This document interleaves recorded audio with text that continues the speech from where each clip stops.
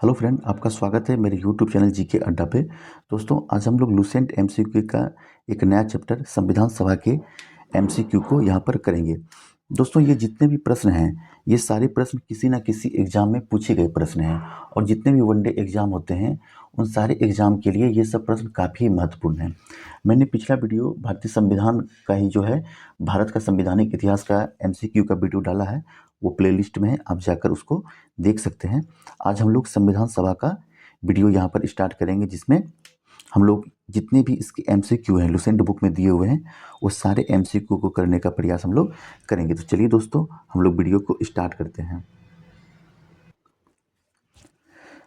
दोस्तों, पहला प्रश्न है 1922 में निम्नलिखित में किसके द्वारा यह उद्गार व्यक्त किया गया कि भारतीय संविधान भारतीय की इच्छा अनुसार होगा? तो इसका सही आंसर हो जाएगा ऑप्शन ए, महात्मा गांधी के द्वारा।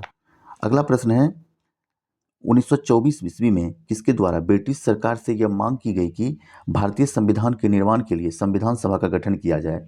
तो इसका सही आंसर हो जाएगा ऑप्शन सी, मोतीलाल नेहरू के द्वारा। तीसरा प्रश्न है संविधान सभा के विचार का औपचारिक रूप से प्रतिपादन किसके द्वारा किया गया? तो इसका सही आंसर हो जाएगा ऑप्शन सी, एम.एन. राय। अगला प्रश्न है संविधान सभा को किसने मूर्त रूप प्रदान किया? तो इसका सही आंसर हो जाएगा ऑप्शन डी, जवाहरलाल नेहरू के द्वारा किया गया था। पांचवा प्रश्न है कांग्रेस ने किस वर्ष किसी प्रकार के बाह्य हस्तक्षेप के बिना भारतीय जनता द्वारा संविधान के निर्माण की मांग को लेकर प्रस्ताव पारित किया था? तो इसका सही आंसर हो जाएगा ऑप्शन सी, 1936 ईस्वी को। छठा प्रश्न है 1938 में किस व्यक्ति ने वयस्क मताधिकार के आधार पर संविधान सभा के गठन की मांग की? तो इसका सही आंसर हो जाएगा ऑप्शन बी, जवाहरलाल नेहरू। सातवां प्रश्न है वर्ष 1942 में किस योजना के तहत यह स्वीकार किया गया कि भारत में एक निर्वाचित संविधान सभा का गठन होगा जो युद्धोपरांत संविधान का निर्माण करेगी? तो इसका सही आंसर हो जाएगा ऑप्शन ए, क्रिप्स मिशन। आठवां प्रश्न है संविधान सभा के गठन की मांग सर्वप्रथम 1895 में किसके द्वारा प्रस्तुत की गई थी? तो इसका सही आंसर हो जाएगा ऑप्शन डी, बाल गंगाधर तिलक। बाल गंगाधर तिलक के अनुसार ये जो है प्रस्तुत किए थे 1895 ईस्वी में। चलिए अगले प्रश्न। नवा प्रश्न है भारत की संविधान सभा गठित करने का आधार क्या था? तो इसका सही आंसर हो जाएगा option B, cabinet mission plan. 10वां प्रश्न है भारत की संविधान सभा किसके अनुसार गठित की गई थी? तो इसका सही आंसर हो जाएगा ऑप्शन डी, कैबिनेट मिशन योजना के द्वारा। 11वां प्रश्न है सन 1936 में भारतीय राष्ट्रीय कांग्रेस द्वारा संविधान सभा के गठन कहां पर हुए अधिवेशन में रखी गई थी? मांग जो है संविधान सभा के गठन के किस अधिवेशन में रखी गई थी? तो इसका सही आंसर हो जाएगा ऑप्शन सी, फैजपुर। 12वां प्रश्न है कैबिनेट मिशन योजना के अनुसार संविधान सभा में कुल कितने सदस्य होने थे? तो इसका सही आंसर हो जाएगा ऑप्शन ए, 389, यानी कि 389 सदस्य यहाँ पर होने थे। 13वां प्रश्न है प्रस्तावित मूल संविधान में कुल सदस्य का विभाजन किस प्रकार होना निश्चय हुआ था? तो इसका सही आंसर हो जाएगा ऑप्शन डी, उपयुक्त। ब्रिटिश प्रांत के 292 प्रतिनिधि, देसी रियासत के 93 प्रतिनिधि और मुख्य कमिश्नरी क्षेत्र के 4 प्रतिनिधि, यानी कि तीनों इसका जो ऑप्शन यहाँ पर सही हो जाएगा ऑप्शन डी। 14वां प्रश्न में चलते हैं। 14वां प्रश्न है संविधान सभा में विभिन्न प्रांत के लिए 292 सदस्य का निर्वाचन होना था, इनमें से कांग्रेस के कितने प्रतिनिधि निर्वाचित होकर आए? तो इसका सही आंसर हो जाएगा ऑप्शन बी, 208। 15वां प्रश्न है संविधान पुनर्गठन के फलस्वरूप वर्ष 1947 में संविधान सभा के सदस्य की संख्या कितनी रह गई थी? तो इसका सही आंसर हो जाएगा ऑप्शन बी, 299। 16वां प्रश्न है संविधान सभा में देसी रियासत के लिए कितने प्रतिनिधि थे पुनर्गठित होने के बाद? तो इसका सही आंसर हो जाएगा ऑप्शन बी, 70। और पुनर्गठन से पहले कितने थे? 93। 17वां प्रश्न है पुनर्गठित संविधान सभा में विभिन्न प्रांत के लिए कितने प्रतिनिधि थे? तो इसका सही आंसर हो जाएगा ऑप्शन बी 229। 229। 18वां प्रश्न है, कैबिनेट मिशन योजना के अंतर्गत संविधान निर्मात्री परिषद में प्रत्येक प्रांत की आवंटित सदस्य संख्या निर्धारित करने के लिए एक प्रतिनिधि कितने जनसंख्या के अनुपात में था? तो इसका सही आंसर हो जाएगा ऑप्शन बी 10 लाख। ये क्वेश्चन काफी बार एग्जाम में पूछा गया है। अगला प्रश्न है 19वां प्रश्न है, संविधान सभा के सदस्य को निम्न में से किसके प्रत्यक्ष रूप से निर्वाचित किया गया? तो इसका सही आंसर हो जाएगा ऑप्शन ए प्रांत की विधानसभा के द्वारा। 20वां प्रश्न है, संविधान सभा में किस प्रांत का प्रतिनिधित्व सबसे अधिक था? तो इसका सही आंसर क्या हो जाएगा? ऑप्शन डी संयुक्त प्रांत। 21वां प्रश्न है, संविधान सभा में किस देशी रियासत के प्रतिनिधि ने भाग नहीं लिया था? तो इसका सही आंसर हो जाएगा ऑप्शन सी हैदराबाद। 22वां प्रश्न है, बी आर अम्बेडकर का संविधान सभा में निर्वाचन हुआ था, आपको बताना है कहां से हुआ था? तो इसका सही आंसर हो जाएगा ऑप्शन ए पश्चिम बंगाल। 23वां प्रश्न है, मुस्लिम लीग ने किस कारण संविधान सभा का बहिष्कार किया था? तो किस कारण किया था? तो इसका सी हो जाएगा, मुस्लिम लीग मुस्लिम के लिए एक अलग संविधान सभा चाहता था, इस कारण से इन्होंने बहिष्कार किया था। 24वां प्रश्न है, संविधान सभा का चुनाव निम्न में से किस आधार पर हुआ था? तो किस आधार पर हुआ था? इसका सही आंसर हो जाएगा वर्गीय मताधिकार। 25वां प्रश्न है, संविधान सभा के सदस्य प्रतिनिधि थे, तो इसका सही क्या आंसर हो जाएगा? ऑप्शन बी जनता द्वारा अप्रत्यक्ष निर्वाचित। ये जनता द्वारा जो है अप्रत्यक्ष निर्वाचित हुए थे, प्रत्यक्ष नहीं हुए थे। 26वां प्रश्न है, भारतीय संविधान निर्मात्री सभा, इसका सही आंसर क्या हो जाएगा? 26 का बी प्रांतीय विधानसभा द्वारा परोक्ष रूप से अनुपातिक प्रतिनिधित्व प्रणाली द्वारा चुनी गई थी। क्या हो जाएगा? ऑप्शन बी इसका सही आंसर हो जाएगा। 27वां प्रश्न है, भारतीय संविधान को किसने बनाया था? इसका सही आंसर क्या हो जाएगा? ऑप्शन ए संविधान सभा ने बनाया था। 28वां प्रश्न में चलते हैं। 28वां प्रश्न है, संविधान सभा के लिए चुनाव कब संपन्न हुआ था? तो कब हुआ था बताइए? 1946 में, 1946 ईस्वी में संपन्न हुआ था। 29वां प्रश्न है, भारतीय संविधान सभा की स्थापना कब हुई थी? इसकी स्थापना हुई थी 9 दिसंबर 1946 को। इसी दिन सच्चिदानंद सिन्हा अस्थायी अध्यक्ष चुने गए थे। 30वां प्रश्न में चलते हैं। 30वां प्रश्न है, संविधान सभा का प्रथम अधिवेशन कहाँ हुआ था?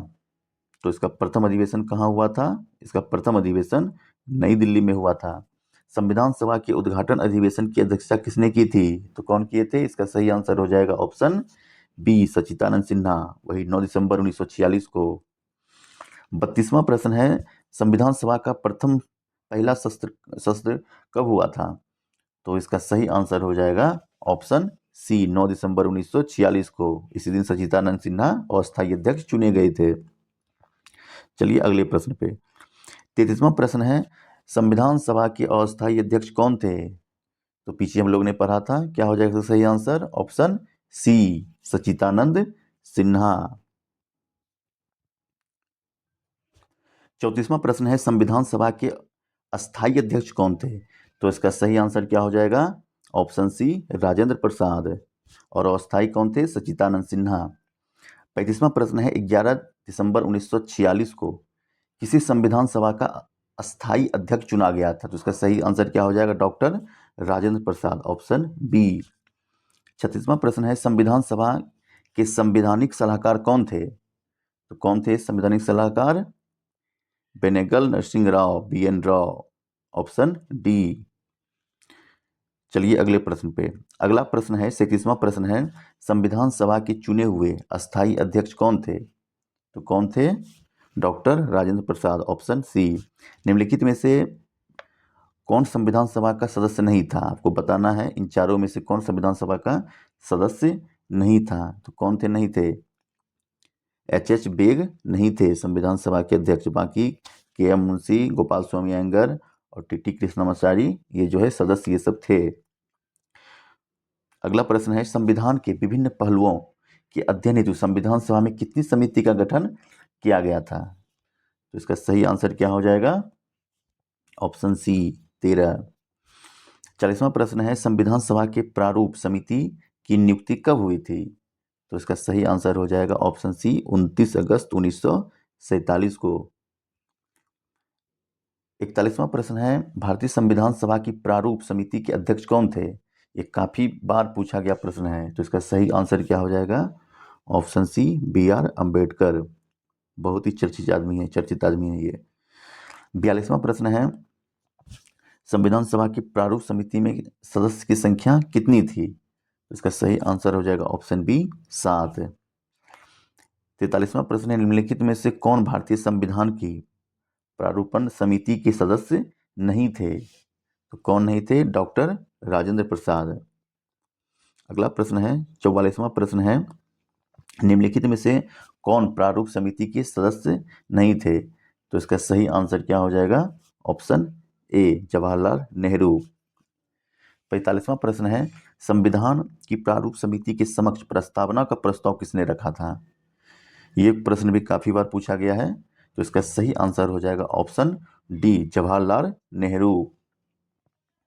अगला प्रश्न है, संविधान सभा के सभी निर्णय किस आधार पर लिए गए? किस आधार पर लिए गए थे? सहमति और समायोजना। Option D. 47वां प्रश्न है, संविधान सभा में उद्देश्य प्रस्ताव किसके द्वारा प्रस्तुत किया गया था? तो इसका सही आंसर हो जाएगा ऑप्शन सी जवाहरलाल नेहरू। 48वां प्रश्न है, भारतीय संविधान सभा की संघीय शक्ति समिति के अध्यक्ष कौन थे? तो इसका सही आंसर हो जाएगा ऑप्शन डी पंडित जवाहरलाल नेहरू। अगला प्रश्न है, भारतीय संविधान को अपनाया गया था? तो इसका सही आंसर हो जाएगा ऑप्शन ए संविधान सभा के द्वारा। 50वां प्रश्न है, भारत को एक संविधान देने का प्रस्ताव संविधान सभा द्वारा कब पारित किया गया था? तो कब पारित किया गया था? इसका सही आंसर होगा ऑप्शन बी 22 जनवरी 1947। चलिए अगले प्रश्न पे। अगला प्रश्न है, संविधान निर्मात्री सभा में झंडा समिति के अध्यक्ष कौन थे? तो इसका सही आंसर हो जाएगा, क्या हो जाएगा? ऑप्शन ए जेबी कृपलानी झंडा समिति के अध्यक्ष थे। 52वां प्रश्न है, राष्ट्रीय झंडे की अभिकल्पना को भारत की संविधान सभा में ग्रहण किया गया था? कब ग्रहण किया गया था? तो इसका सही आंसर हो जाएगा ऑप्शन सी जुलाई 1947 को। 53वां प्रश्न है, भारतीय संविधान सभा ने भारतीय राष्ट्रीय ध्वज की रूपरेखा को अंगीकार किया था? कब अंगीकार किया था? तो इसका सही आंसर हो जाएगा ऑप्शन डी 22 जुलाई 1947। 54वां प्रश्न है, संविधान सभा ने संविधान को अंतिम रूप से किस दिन पारित किया था? तो किस दिन पारित किया था? इसका सही आंसर हो जाएगा ऑप्शन सी 26 नवंबर 1949 को। 55वां प्रश्न है, संविधान सभा अंतिम रूप से किस दिन आखिरी बार मिली थी? कब मिली थी? इसका सही आंसर हो जाएगा ऑप्शन सी 24 जनवरी 1950 को। 56वां प्रश्न है, संविधान सभा के कितने उपस्थित सदस्य ने संविधान पर हस्ताक्षर किए थे? काफी महत्वपूर्ण क्वेश्चन है, तो इसका आंसर हो जाएगा ऑप्शन बी 284। अगला प्रश्न है, संविधान सभा द्वारा अंतिम रूप से पारित संविधान में कुल कितने अनुच्छेद और अनुसूचियां थी? तो इसका सही आंसर हो जाएगा ऑप्शन सी अनुच्छेद 395 और 8 अनुसूची थी यहाँ पर। 58 नंबर का प्रश्न है, संपूर्ण भारतीय संविधान के निर्माण में संविधान सभा को कितना समय लगा था?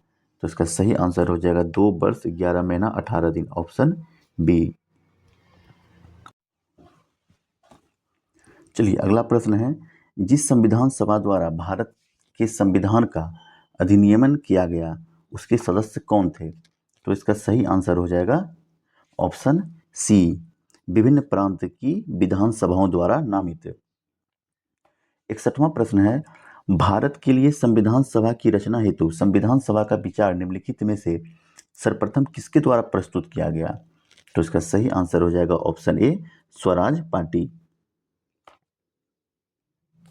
अगला प्रश्न है, निम्नलिखित कथनों में से कौन सा एक सही है? तो कौन सा कथन सही है दोस्तों? तो इसका सही आंसर हो जाएगा ऑप्शन ए। ऑप्शन ए यहाँ पर सही है, बाकी ये चारों गलत है। अगला प्रश्न है, निम्नलिखित कथनों में से कौन सा संविधान सभा के गठन के बारे में सही है?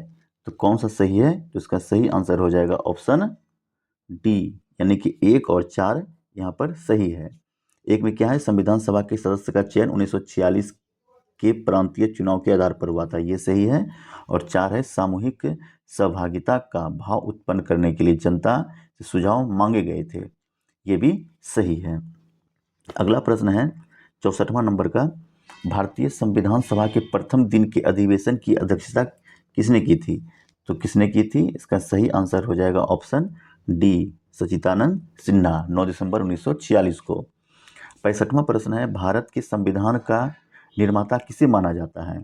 तो इसका सही आंसर हो जाएगा ऑप्शन बी, B.R. अम्बेडकर।